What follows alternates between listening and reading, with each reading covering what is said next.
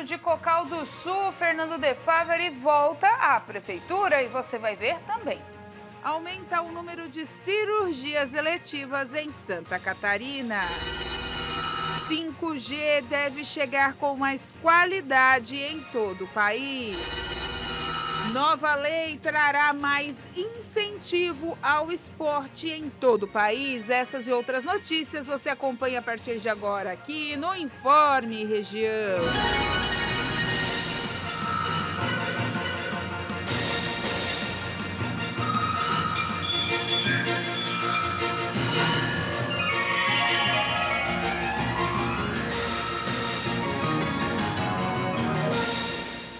Olá, estamos chegando com mais uma edição do Informe Região nesta terça-feira, dia 3 de dezembro de 2024. Gente, o prefeito de Cocal do Sul, Fernando De Favre, depois de ter sido investigado, em uma série de ações aí envolvendo licitações, enfim, foi afastado, foi preso, foi solto e tinha sido determinado que ele estaria afastado das funções dentro da Prefeitura Municipal de Cocal do Sul. Hoje, pela manhã, essa decisão acabou sendo revogada e o prefeito acaba retornando às suas funções até o final do mandato, dia 31 de dezembro, já que ele concorreu, mas não levou a Prefeitura do município de Cocal do Sul, que será assumida no dia 1º por Ademir Magaim, novamente, ele que também já tinha sido prefeito de Cocal do Sul. Portanto, o município volta a ter o seu prefeito até o dia 31 de dezembro.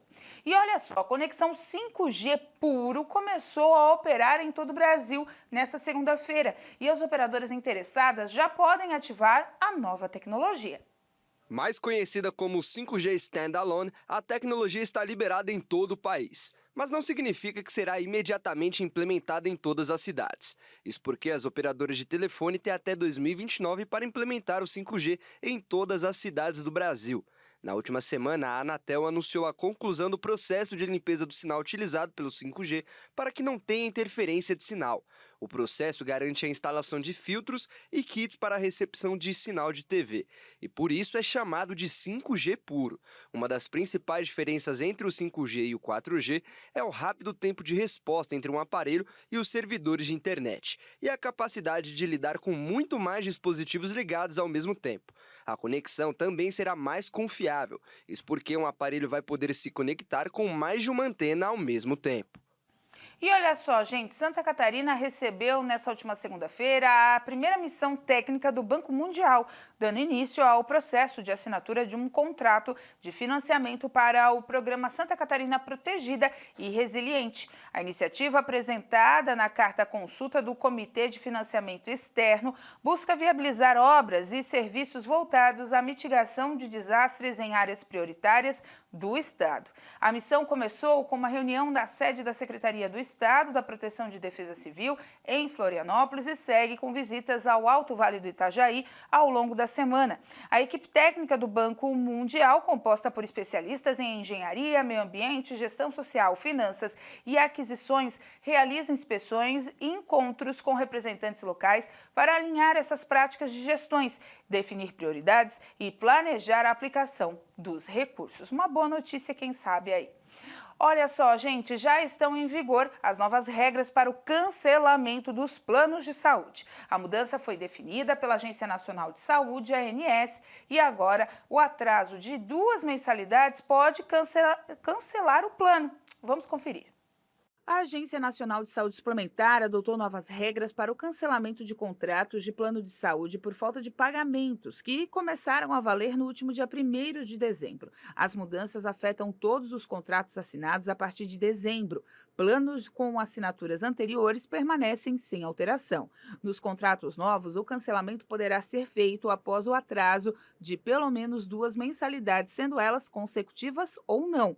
Para contratos anteriores à nova regra, basta uma única fatura vencida há mais de 60 dias consecutivos ou não nos últimos 12 meses. As mudanças regulamentadas são aplicadas a diferentes tipos de benefícios, inclusive usuários de planos individuais, familiares, empresariais individuais, servidores públicos e ex-empregados que pagam diretamente à operadora do benefício. Quem tem convênio como empresários individuais deverá ser previamente notificado sobre o cancelamento com data informada. Segundo o Alexandre Fioranelli, diretor das normas e habilitações de produtos da ANS, as mudanças modernizam a regulamentação, ampliam a proteção ao consumidor e simplificam a comunicação entre operadoras e beneficiários. Seguir aumenta o número de mortes por dengue no país.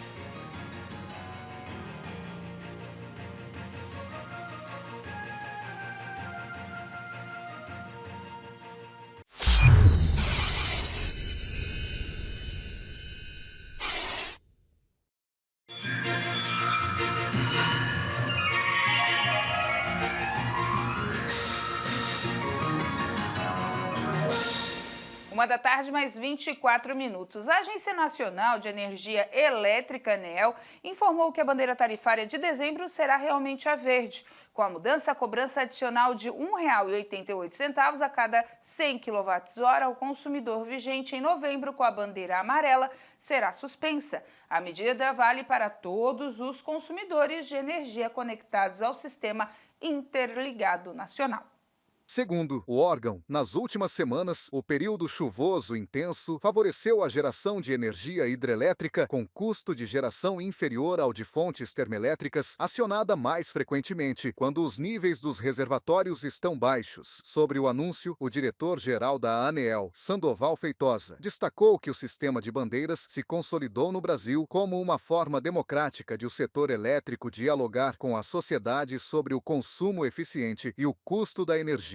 A bandeira ficou verde de abril de 2022 até julho de 2024, quando foi interrompida com o anúncio da bandeira amarela, seguida de bandeira verde em agosto, vermelha, patamar 1, em setembro, vermelha, patamar 2, em outubro e amarela em novembro. Com as bandeiras tarifárias, sistema criado pela ANEEL em 2015, o consumidor ganha um papel mais ativo na gestão de seu consumo de energia elétrica, ao conhecer previamente as condições e o custo de geração no país. O sistema reflete o custo variável da produção de energia, considerando fatores como a disponibilidade de recursos hídricos, o avanço das fontes renováveis, bem como o acionamento de fontes de geração mais caras, como as termoelétricas.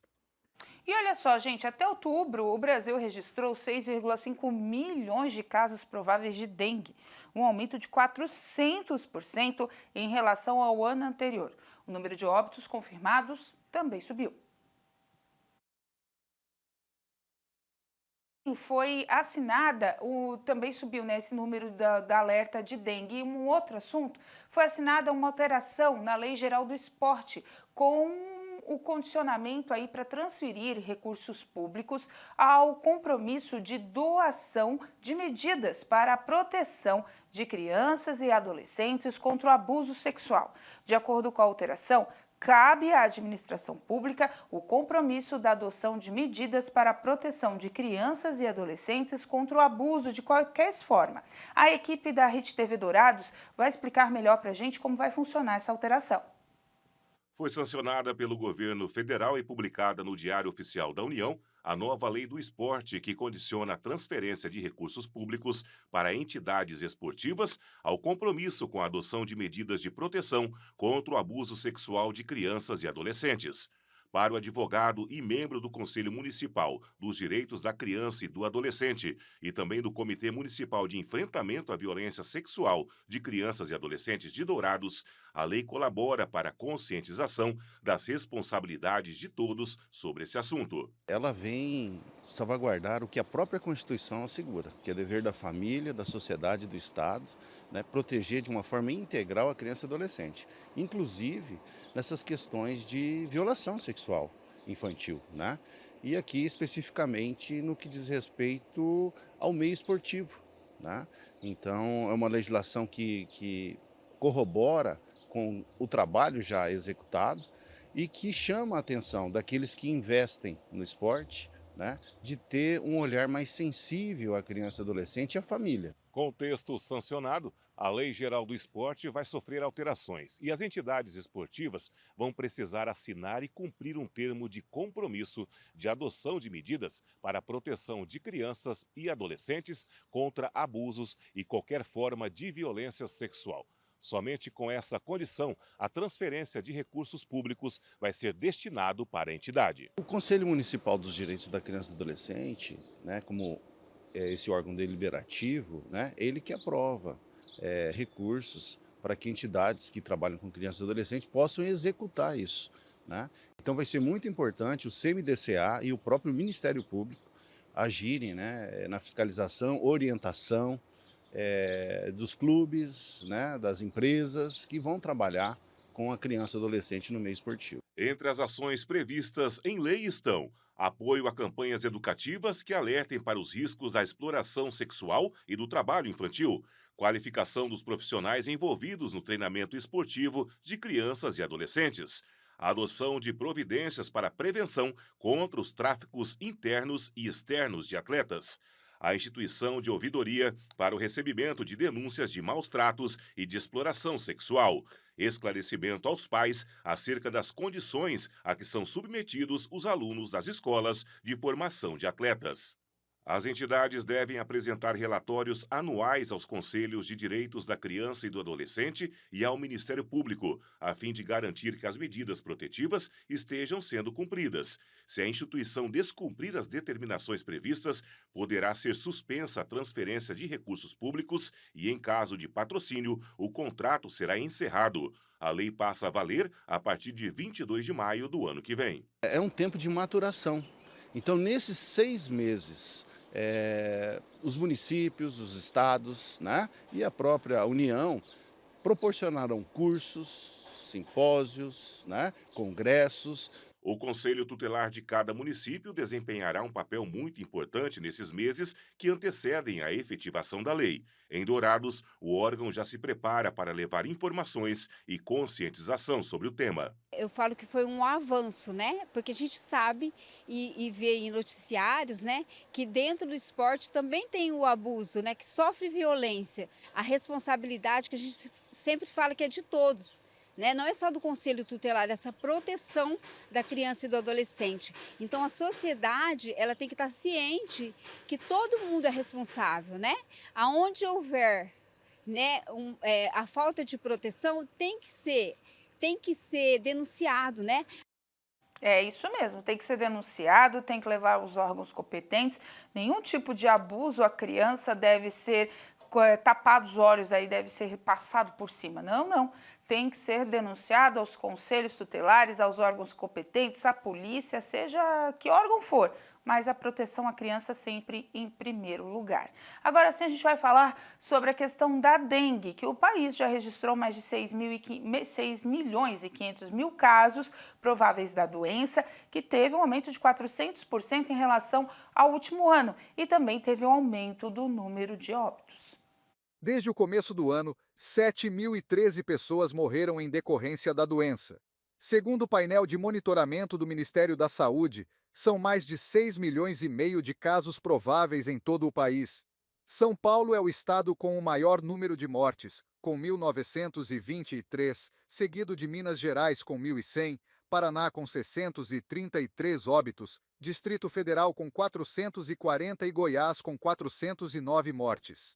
55% dos casos de dengue são mulheres. E a faixa etária que mais registra casos da doença tem entre 20 e 29 anos, com 1.200.000 casos, o que representa quase 1 em cada 5 casos. Segundo pesquisa do laboratório Takeda, responsável por desenvolver a vacina contra a dengue, 39% da população brasileira já teve a doença durante a vida. E agora a gente vai conferir as vagas de empregos que estão disponíveis no site da SIC.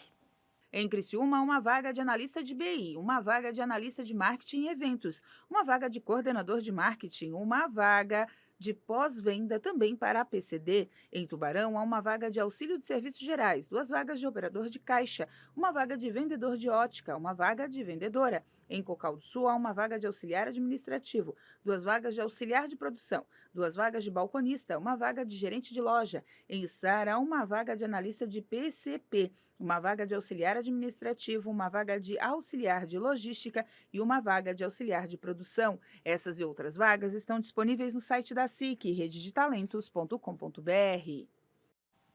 A seguir, governo do estado comemora ações na área da saúde.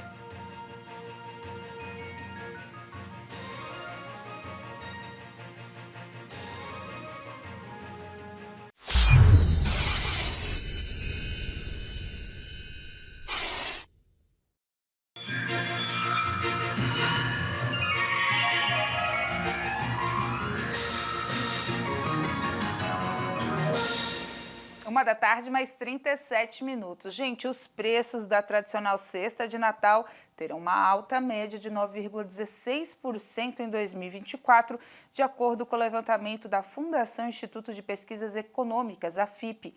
Produtos como azeite de oliva, lombo de porco, espumante estão entre os itens mais pressionados pelo orçamento dos consumidores nesse final de ano.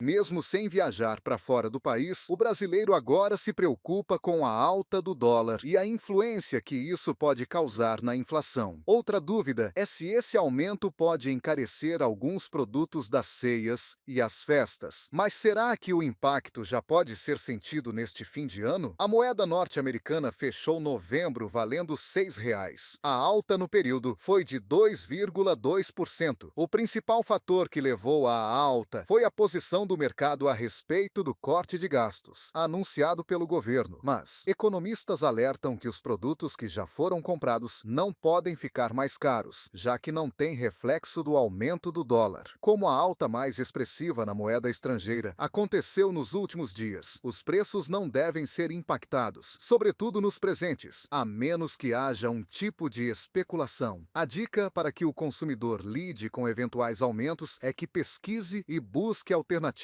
com produtos do Brasil. E em vez de buscar os importados, o melhor é fazer opção por itens nacionais, tanto nos presentes quanto nas ceias. Economia, gente. Vamos ter que economizar nesse final de ano, não tem jeito.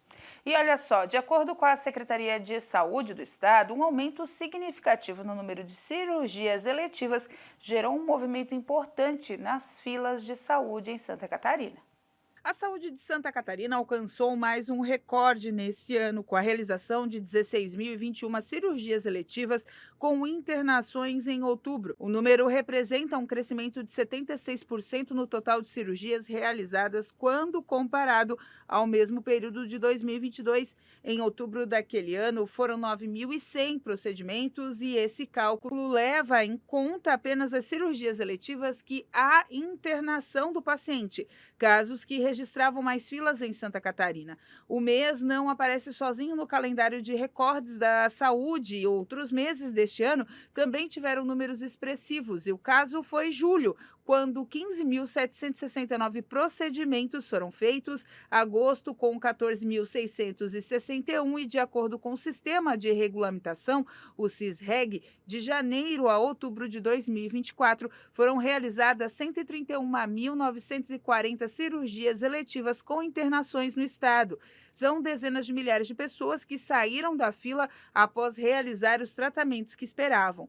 Para que a Secretaria do Estado da Saúde continue com esses resultados, várias ações foram iniciadas já em 2023, como com a abertura de leitos de enfermaria e de UTI, habilitações estaduais em cardiologia para 8 hospitais e em ortopedia para 14 hospitais. Também foi implementada a tabela catarinense de procedimentos pagos em até 12 vezes, a tabela SUS e do Programa de Valorização dos Hospitais. A Secretaria de Saúde do Estado também contratou mais 7 unidades privadas que passaram a atender de forma pública, gerando uma rede de hospitais com 198 deles que compõem o Sistema Único de Saúde no Estado, número que deverá aumentar nos próximos meses, de acordo com a Secretaria. Então, gente, números positivos, né, para essa fila que estava interminável andar. Então, quem sabe, né, no próximo ano também novas pessoas sejam contempladas e saiam da tão aguardada fila e consigam a sua cirurgia eletiva. No caso, esses números, como a gente ressaltou na reportagem, são aqueles dados das pessoas que precisavam de internação. Cirurgias que tu não faz na hora e sai, como catarata, por exemplo, também teve um aumento significativo nas operações aqui no estado. 1h da tarde, mais 41 minutos. Antes de encerrar o nosso jornal, lembrando que amanhã tem Criciúma e Flamengo no estádio Heriberto Wilson.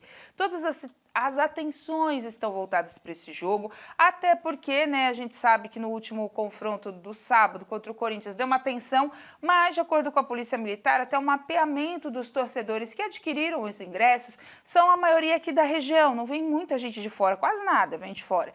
Então, ali para parte do Flamengo, claro, né? Então, portanto, pode ser um jogo mais pacífico, e deve ser.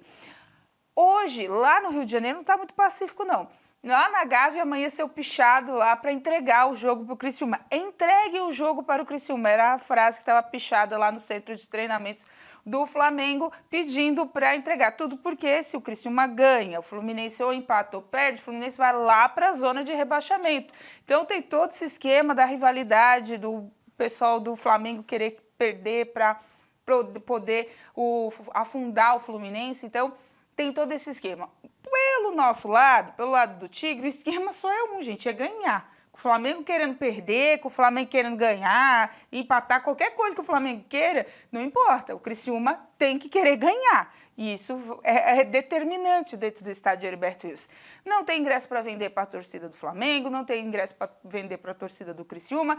Vá em paz para o estádio, né? E aproveite, amanhã o comércio está aberto, tá, gente? Lembrando, mesmo feriado em Criciúma, o comércio local, algumas lojas, é facultativo, abre quem quer, vai abrir das 9 da manhã às 5 da tarde. Então dá para aproveitar, você que é de outras cidades, quer vir para o comércio de Criciúma, amanhã tem loja aberta, e você que é de Criciúma e dificilmente vai para o centro, vai lá que vai ter loja aberta, fora os shoppings, que é tradicional, mesmo a abertura deles no feriado. E assim a gente encerra o nosso Informe Região dessa terça-feira. Lembrando para você que essas e outras notícias estão disponíveis nas nossas redes sociais, @TV Primavera, no Instagram e Facebook, no nosso canal do YouTube, /TV Primavera Criciúma. Lembrando que hoje tem sala de entrevistas às 2h30 da tarde, com a urologista, conversando com a gente por que ela escolheu esse caminho. Ela é a única mulher aqui em Criciúma que trata, né, do sistema urinário das pessoas, né, tanto homens quanto mulheres, um assunto bem interessante a partir das 2h30 da tarde no Sala, mas antes às 2h tem o culto da Igreja Internacional da Graça de Deus, sede Criciúma, e às 4h a gente encerra a nossa programação Cora da Graça, fechando com muita fé e devoção o seu dia. Não é 2h30 da tarde nada, o Sala é às 3h10. Errei tudo, troquei tudo o horário. 3h10 da tarde, o Sala de Entrevistas. Fiquem com Deus, façam uma boa terça-feira, feriado. A gente vai estar aqui trazendo informações para você, então a gente se vê amanhã. Tchau!